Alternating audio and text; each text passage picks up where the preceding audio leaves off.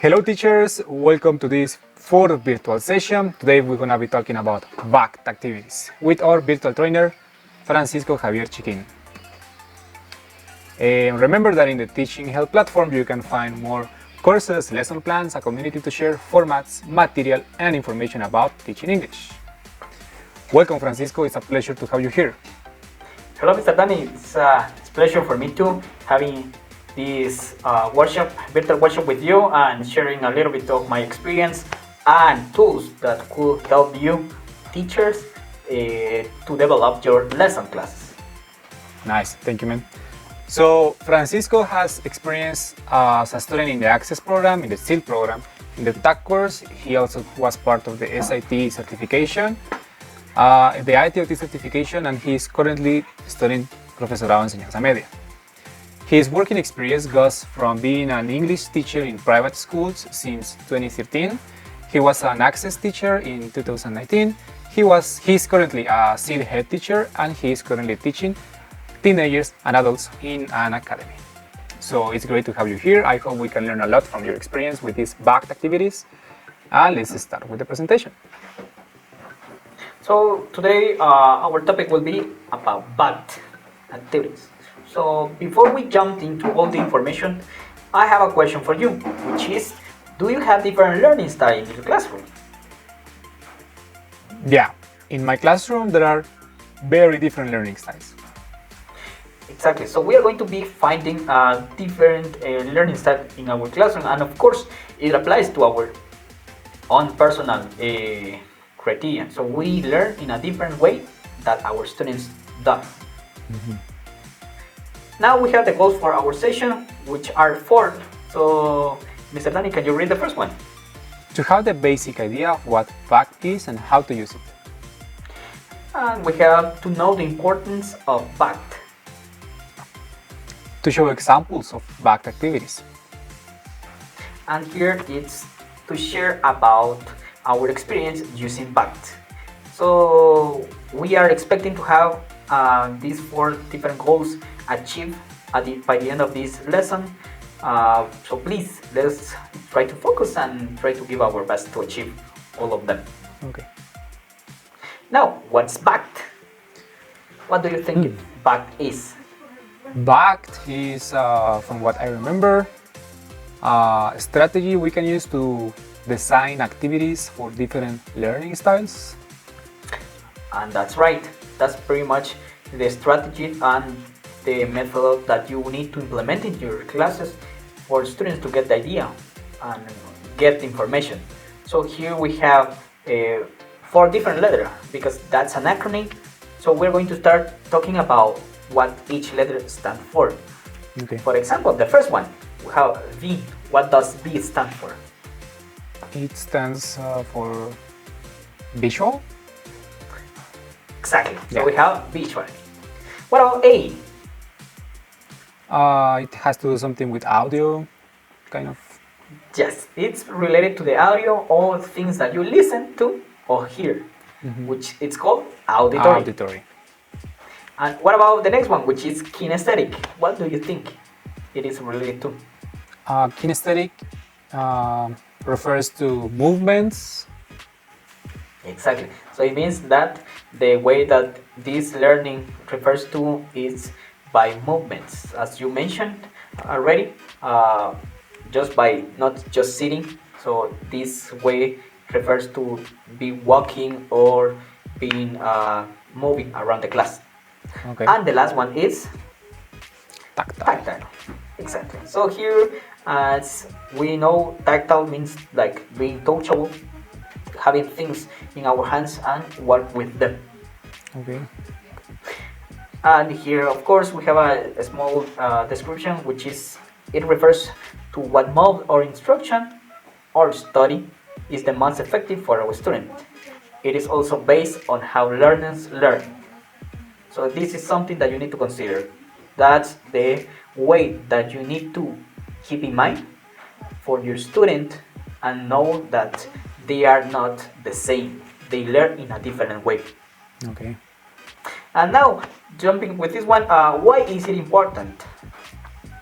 I would say that it's important because Our students are different. Every student is different, and they learn in different ways.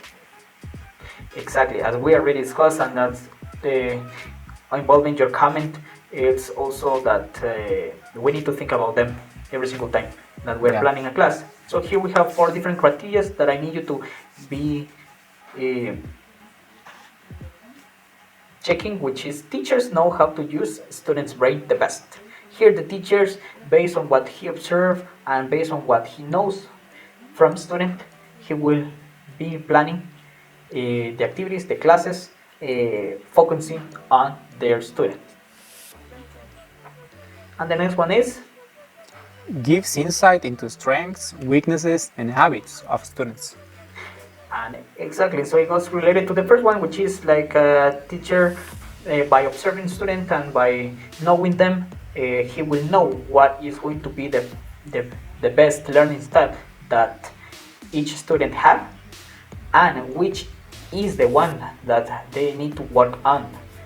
And of course, not just letting them know, so they also it will help students to keep working, and of course try to do their best in the different, to develop a new different learning style. And the next one is enables to enjoy any learning process. Okay. So here it says that students, of course, if they know what learning style they have, and the teacher knows already and plans based on them, so this process of learning will be something easy and something that students will be engaged with. So that's something that we need to consider as a teacher. And the last one is? Inspires greater curiosity and motivation for lifelong learning.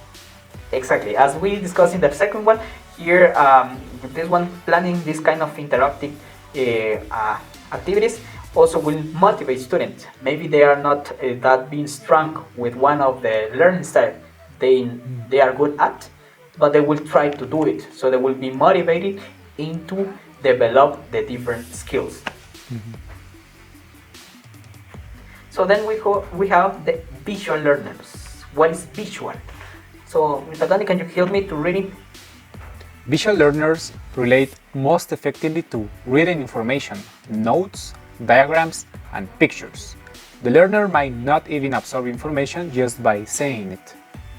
Exactly, and here a clear example of what it says here is whenever students are studying or they are reading a book, that's pretty much. So here they will need to be thinking about each letter, each word that is written. So that's going to be something easy for them to get idea what the book is about. And also, if we are talking about here like flashcards during a classroom, in a lesson class, what will be something that might help them during the learning process.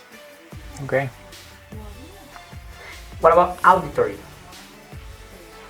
So in this case, we have that learners relate the most effectively to the spoken word. It might help auditory learners to read written information out loud. So what example can you think about? Oh, maybe when teachers ask students to repeat what they say, so students repeat with their own voice aloud, and they can listen twice the information. Exactly, that's one of the examples that we can relate it to this auditory, and also they will get, it says that people with this kind of learning style can get the instruction in a very simple way, right? So it's going to be very fast for them to get the idea of what to do. And as you said, they can help other students that they might not be good at this learning style. And then what, according to the picture, what do you think is the next one? This is the moving one, right? Kinesthetic? Exactly. Kinesthetic? Exactly. So we have kinesthetic learning, which goes to the student that learns through doing activities, and they will want to move around, speak with the hands and gesture, remember what was done, but have difficulty with what was said or seen. Here, as we already discussed, is just the fact that students, they do not like to be sitting, being in the same place every single time. This kind of students, they always like to be going around and interact with their classmates. So teachers, what kinesthetic activities can we implement in our lesson classes? What kinesthetic activity we can implement in our lesson plans? Exactly. Maybe playing games outside the class where they have to match the picture with the word from one place to another place. Exactly, that's a good example. So by doing that activity, students won't be sitting, so they will have a chance to be walking and moving, which are the best way they like to learn new things. Okay. And now it goes to the next one, which is tactile. So can you read, please? Tactile learners prefer a hands-on approach, learning through touch and movement, and learn skills by imitation and practice. Exactly. So as it says there, they like to go hands-on. It means they like to work with something that they can be touching. So in this case, the example that you gave before about matching, that could be a perfect activity, because this learning style is related to the kinesthetic part. So it's basically something that helps the rest of the learning style, because it goes very connected with them. So in this case, the game that you were mentioned, that would be perfect to fit the kinesthetic and the tactile style. Yeah, actually some authors talk about tactile and kinesthetic as the same skill. So Yes. some authors will say that there are only 3 ways of learning, but some others divide it in 2, kinesthetic and tactile, but they are very close, they are very related. Yes, that's right. So going to that one, the next question is, it is necessary to back your classes. So what do you think, teachers? I will say that it's not mandatory, but it's good to try. Yes, so that's something that you need to consider, because you need to have a balance. You need to have a balance with the VAKT activities. Please, teachers, do not get confused with having a funny class and a learning class, because games can be just for having fun with your student, but learning games, remember that you are teaching something through activities. So that's pretty much something that you need to consider whenever you are planning your lesson. And talking about activities of VAKT, here are some ideas that I would like you to present for every single learning style. So we have the first one, which is kinesthetic, and we have clapping out the stress of words. So what do you think this activity is about? Clapping out stress of word. Is that activity when they clap for every syllable? For example, kinesthetic. Exactly, that's right. So every single time that they will mention the syllable, they will be clapping, they will give a clap. And then we have the tactile, which is the one that you already talked about, which is Matching pictures to vocabulary. Yes, so it's matching pictures, something that they will have to work with their hand, so that's something that they can use it. And with visual, apply colors to ideas. exactly. So here students relate the colors to a sign, which idea or which information is very important. So for example, whenever they consider they are going to write a rule, so they might prefer to write it with a type of color they will call their attention. For example, with red, they will write it with red, so then they will say that that information is very important. So that's how they will identify the important information that they are. And the next one? Say or saying or repeating it out loud to selves. So say it and repeat it to themselves. Yes, in this case, it's just making them being interacting, like repeating. Teacher will say something and student will repeat it, or it can be also among student. So that's something that will help them in this learning side. Mm-hmm. And just going to the next slide, which is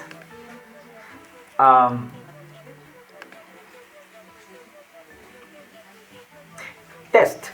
How do we know? How do we know what learning style our students have?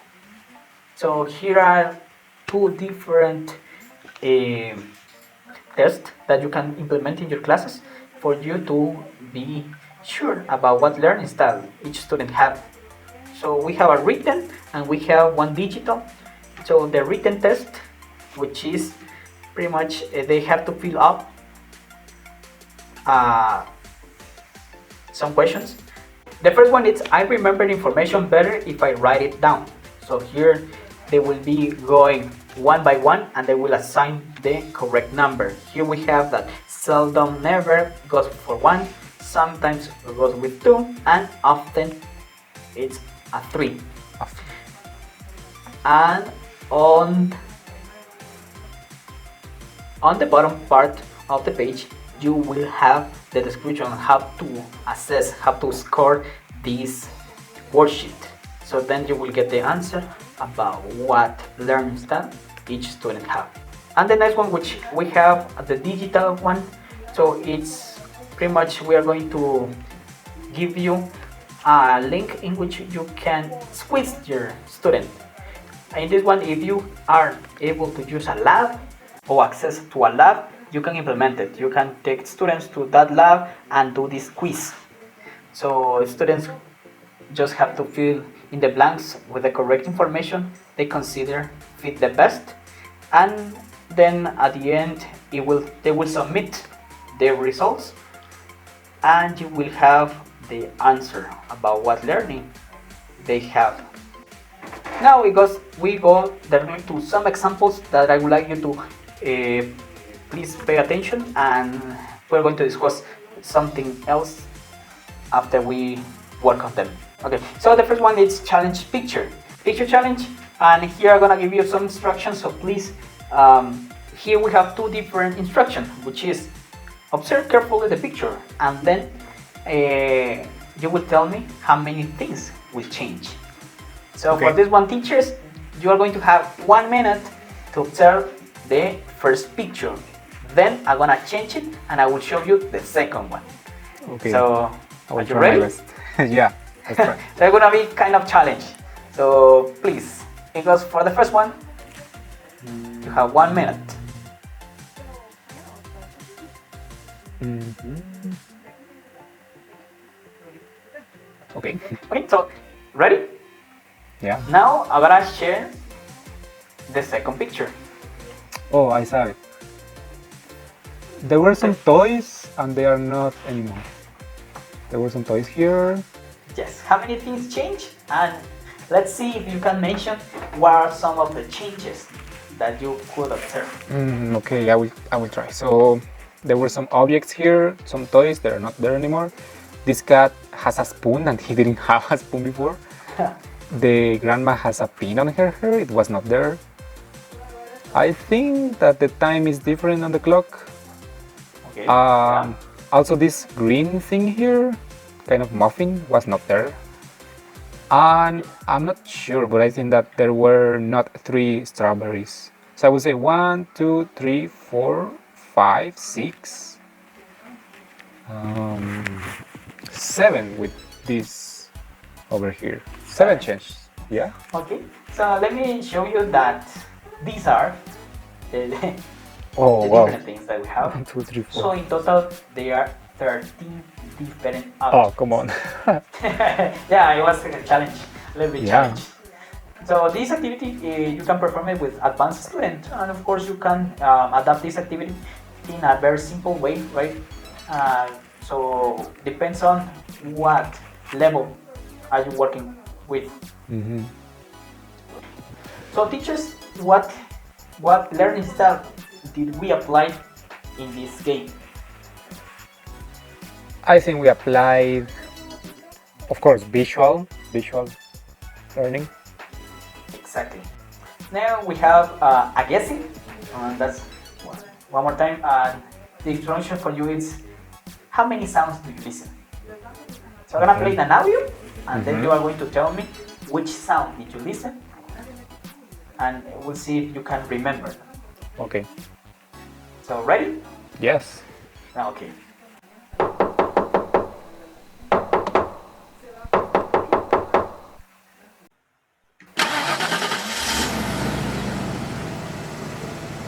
Two.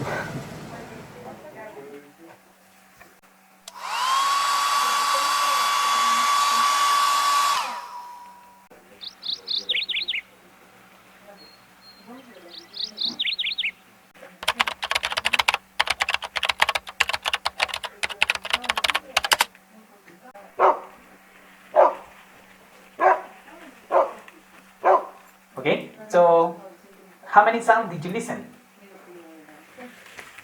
Oh, let's see. Knocking the door. Starting a car.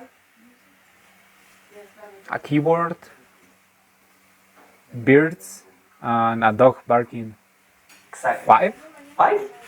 There were 6. Yeah. Oh. There were 6 different sounds. Yes. So yes, and that's pretty much the different sound that you listened. You were right. So excellent, teachers. That's a nice job. And now, with this activity, what learning style did we apply? We applied listening, auditory. Excellent. That's correct.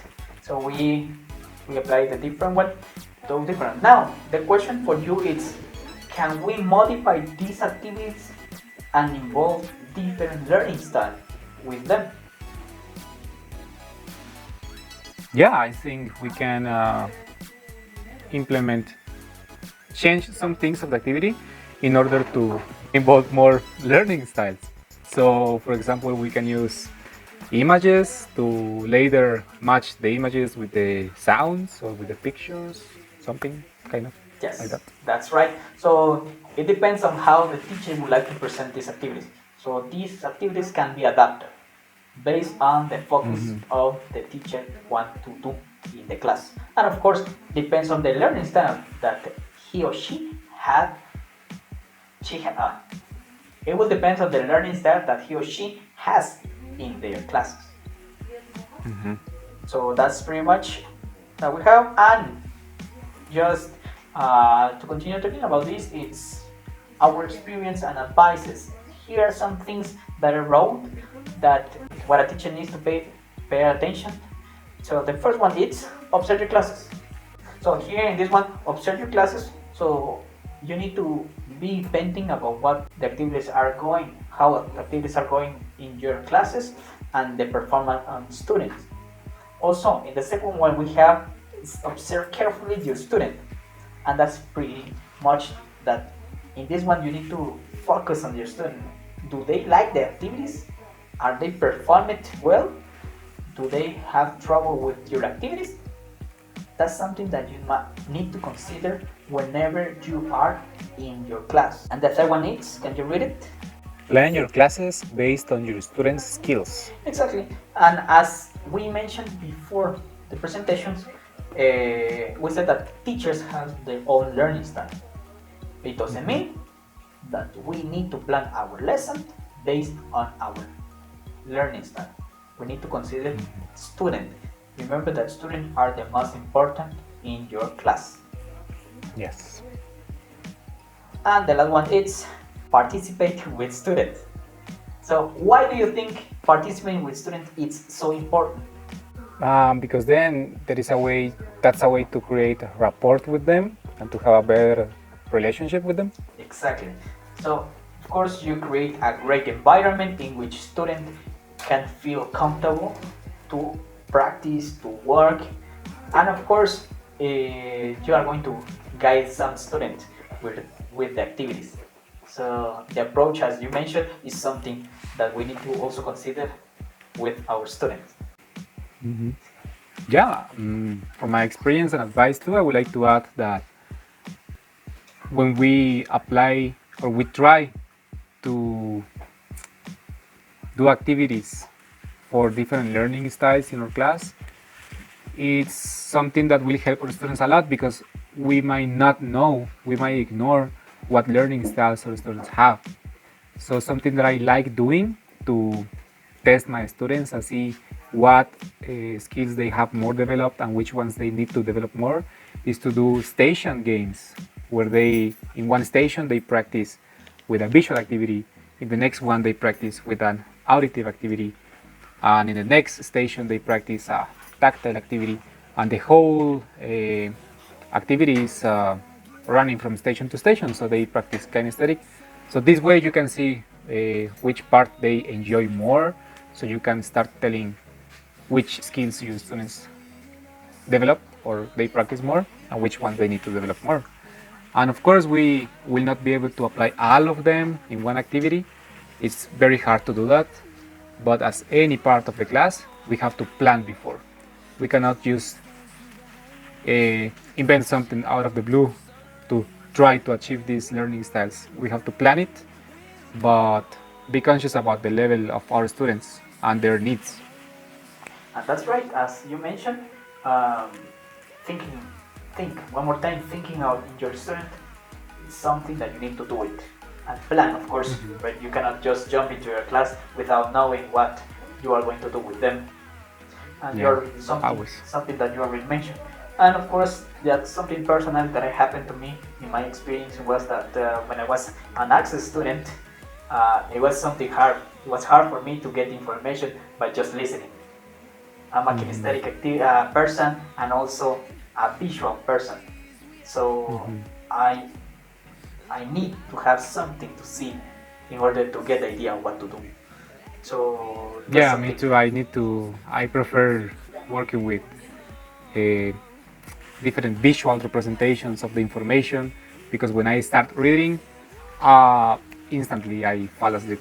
I need to have visual representations, diagrams, or any other thing to represent information. But only letters, no. I need visual things. Exactly that. So that's pretty much what happened to me. So it was very hard in this part whenever I had to do a listening task. So it was something complicated, but I figured it out how to work and develop this skill. As we already said, we can have more than one learning style, but we can improve the other ones. So for example, if I was not good at auditory things, so I force myself into do many things. Like for example, one example you gave before was listen to music. So that's something that helped me a lot. So I play different music and I try to go to YouTube and watch some series, watch some movies. So then by doing those activities, it helped me a lot to get the idea and to develop that skill. Okay. Yeah, that helps a lot. There are many ways. Thank you so much. Thank you so much, and I hope you enjoyed this presentation, and I hope you take more information and have clear ideas of the activities that you can implement in your class. Thank you for being here.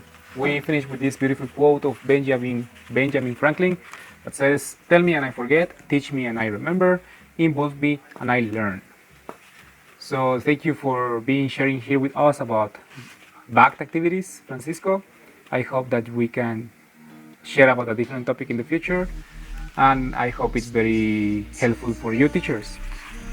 So it was a pleasure to have you here, Francisco. Thank you. Thank you so much. Thank you. Okay, so bye everyone. Bye Francisco. Bye. See you in the next one. Bye-bye, teachers.